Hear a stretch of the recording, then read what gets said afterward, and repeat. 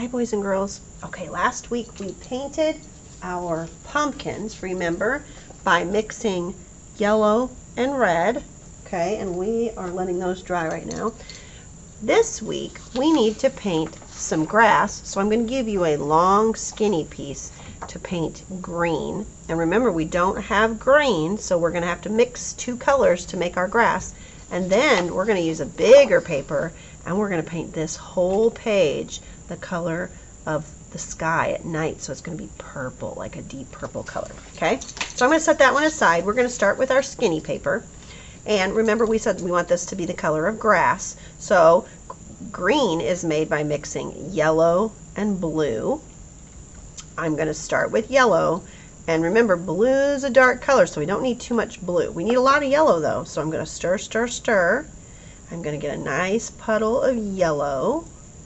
And then I want you to paint the whole page yellow. Just make it as yellow as you can, even to the edges. I'm going to go off the paper just a little bit here trying to get to the edges, and that's okay. Oops, mine's getting dry, so I need to get more water and make another puddle. And then paint, paint, paint, paint, paint, right? Once you have all the yellow on your paper, then you're going to wake up the dark blue. Now, you don't need much blue, okay? So one little dot is probably enough, and I'm going to try to spread this all across. So I'm just going to go straight across like this. Look, and the minute I put that in there, it started to make it look green, okay? Now, mine still looks kind of yellow, so I'm going to take another little dot. If yours doesn't look green enough, you can add a little bit more blue, but don't do too much blue, because blue's kind of bossy. Like, remember when we added the red to the yellow and the red was kind of bossy? It made it so red. Well, that's what happens if you put too much blue, okay? All right, once you have turned your yellow into a beautiful green color, and I like mine now, I think this looks good. We're going to set that aside. So I'm going to set that over here. And then we're going to get our big piece of paper. Oh, you know what I thought of? What's the first thing we need to do before we start painting? Yep, I hope you said you need your name and class code on your paper, okay? Once you have your name and class code, then you're really ready to paint. Okay, now this one, we did our orange pumpkin, we've done our green grass, now we need our purple night sky. So you can just either start with red or blue, it doesn't matter to me. I think I'm going to start with the blue because I think it looks more like the sky, and then I'm going to add a little bit of red to make it purple.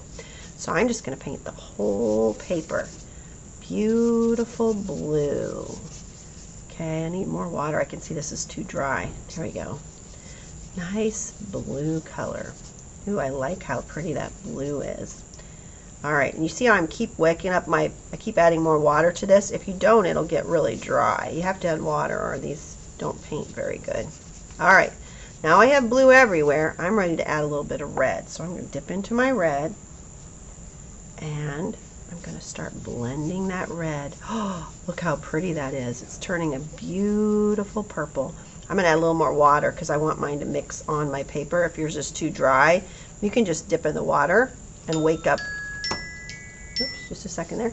You can just make that a little bit more liquidy on your paper so that it'll mix. Oh, that's pretty. I think I like this for my night sky. I don't think I'm going to add any more red. I might add some swirly lines though. I want this to look like the wind is blowing. The direction you paint with your brush can change the look of your sky, can't it?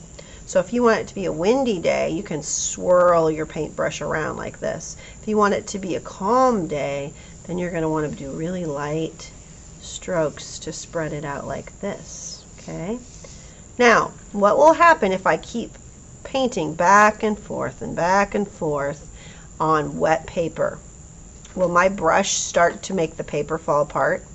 Yes. So don't do it too much. If you start to see little balls of appear on your paper, that means your paper is falling apart and you need to stop painting, put your brush in your water, and bring your, I'm going to set this to the side, you're going to bring your whole messy mat to the drying rack, okay? So both of these papers are on my messy mat. I'm going to carry the whole thing to the drying rack, okay?